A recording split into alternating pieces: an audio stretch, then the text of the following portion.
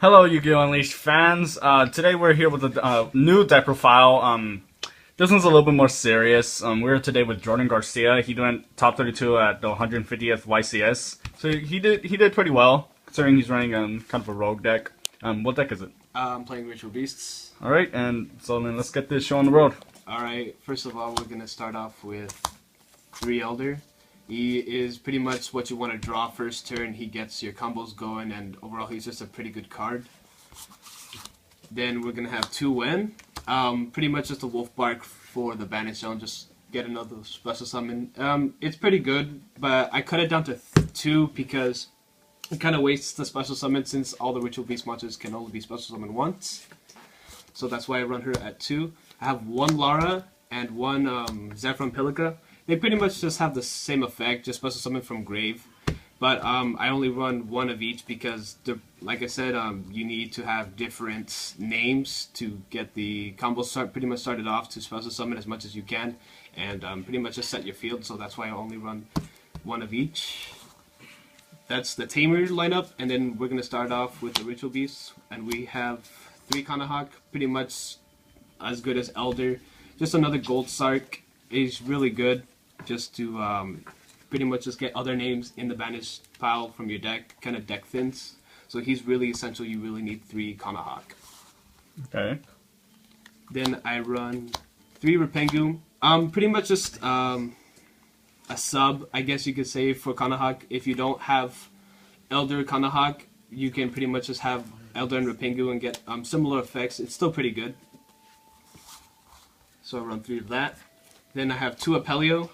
He's pretty much the beat stick of the main deck. He's pretty good at just recycling over and over with Ulti Kanahak, where I get my loops in, so I don't really have to waste my resources with him. And plus, that 500 attack can actually be really helpful, and I actually beat Denko Seka with this, because he's just a natural 1800 beater. A lot of people tend to run only. They actually run 3 of the Apelio. Why do you only run 2? Well, from the builds that I've seen, they do run 2. It's just, you don't really need 3. He's just pretty much just for attacking and just recycling. So if you already have 2 banished or grave, it doesn't really matter at that point. Then my favorite card, but it's sadly the worst card in the deck, Pedalfin. But he's not necessarily bad. It's just another Compulse. Really puts away the monsters that are real beat sticks that really can't do harm to my monsters, even though I can't tag out. It's just really helpful in some certain instances. You need to run all of them since you need all the names. That is the Ritual Beast, pretty much just the main. Then we're gonna have 2 Veiler. I really like hand traps this format because it's just really difficult to deal with hand traps other than, some negation. I really don't like Breakthrough Skill. I prefer this because it's not as slow as Breakthrough Skill. It's only 1 use, but it's just really helpful.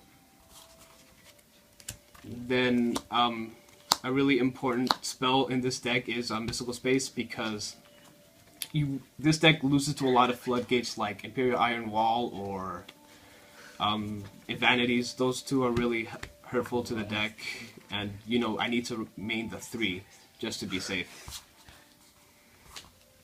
Were there times where you thought the MST were too clogging at 3? I never really had that problem. It never really occurred to me. It's just I always keep it in hand, so it doesn't really hurt me. Okay. Then 2 E-Tellies. Most people run 3. But I decided to run 2 because it's kind of annoying to deal with multiples first turn. And, it's just really helpful if you only get, you only get 1 beast first turn. So it's just pretty much just for the first turn. Late game is not as helpful because you already get all your targets out if it's a good duel. Okay. Then 1 Gold Sark. I'm just going to do the 1 lineups. Bond, Raigeki, D-Fissure, Book of Moon, and a Foolish.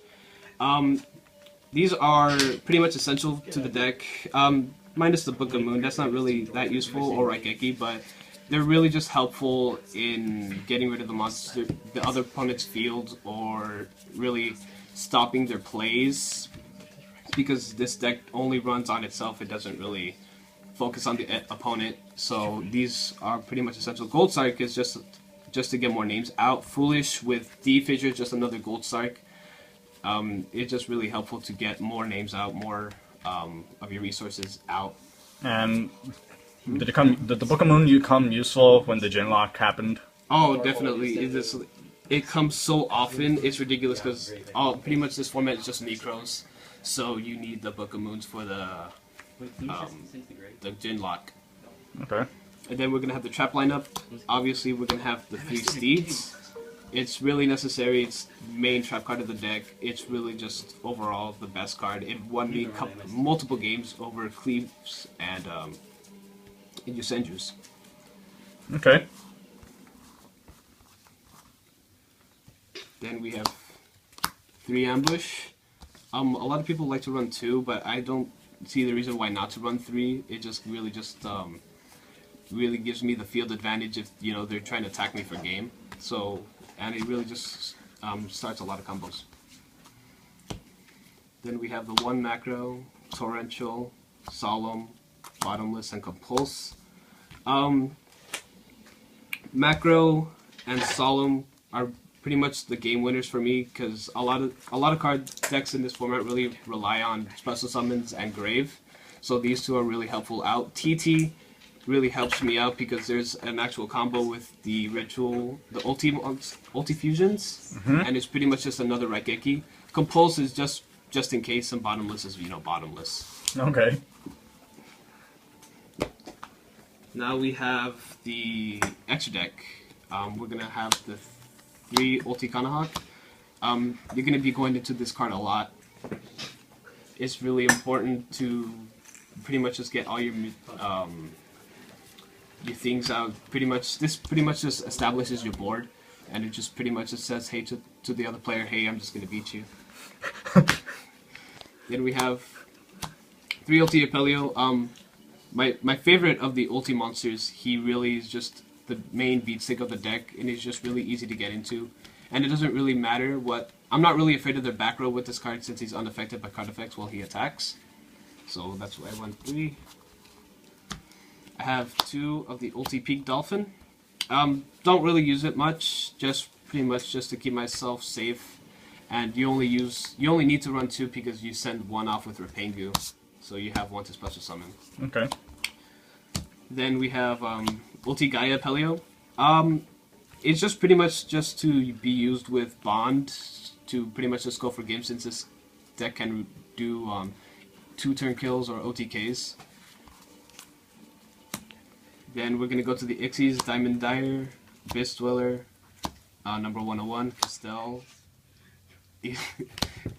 and my main card, Utopia. You don't know how many games Utopia won me. Like, honestly, he just helped out so much when I didn't have any of the fusion monsters available to me. Abyss Dweller is good against Necros, obviously, and Burning Abyss. Castell is another way to get rid of a lot of the main beat sticks of other decks. Exciton, I don't see a lot of Ritual Beast players use this because they have like a full field, but he's just really just in case. Diamond Direwolf is just to make room. And how often do you go into the Exciton? I only went 1 game with him, but it's just pretty much just to keep his field away. Like, he had a full field, he had like a Trish and everything, even though I don't even know why he summoned Trish, because I work off the banish. But I guess if he wants to do what he wants to do, but he helps out a lot. Okay. But you won't be going into the Ixies a lot, since you're pretty much just going to be using your fusions. And I don't run a side deck. Oh. I don't need it. This deck has a lot of answers for everything. So. How do you handle the Evil Sword matchup?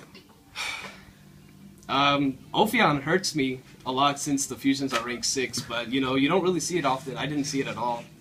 But I do have a friend that plays Evil Swarms, and he just wrecks me sometimes with that first turn Ophion set 4. Okay. And is that it for the deck profile? Yes, that is it. Okay, well, I have a question. Just like, what did you see a lot besides Necros? What was your biggest, I guess, worst matchup? My worst matchup. Is that even a question? Uh, I have to think about that. The worst matchup for me was actually Yosenju because they just poke me and hit me every time I don't have a field, so it was really annoying to deal with them. So Yosenju was an issue for me at the locals that I went to, but other than that, there was really not much that really hurts me. In the matchup. how do you handle the clean matchup? The clean matchup, I luckily there was only one, and it was a really intense game. He won game one, I won the second game. When we went to our tiebreaker, I took too much time because you know ritual, all the combos take too much time. Oh yeah. So and then I just poked him for game. So it was fantastic. They said time was up, and then I won that match. All right then. Well, we're gonna wrap this up. So thank you for the deck profile, Jordan. Oh, no problem, no problem. And there's some WCQ coming up, the World Championship qualifiers. Be able to go to nationals. We'll be seeing you there. Yeah, definitely. All right then, and we'll be signing off.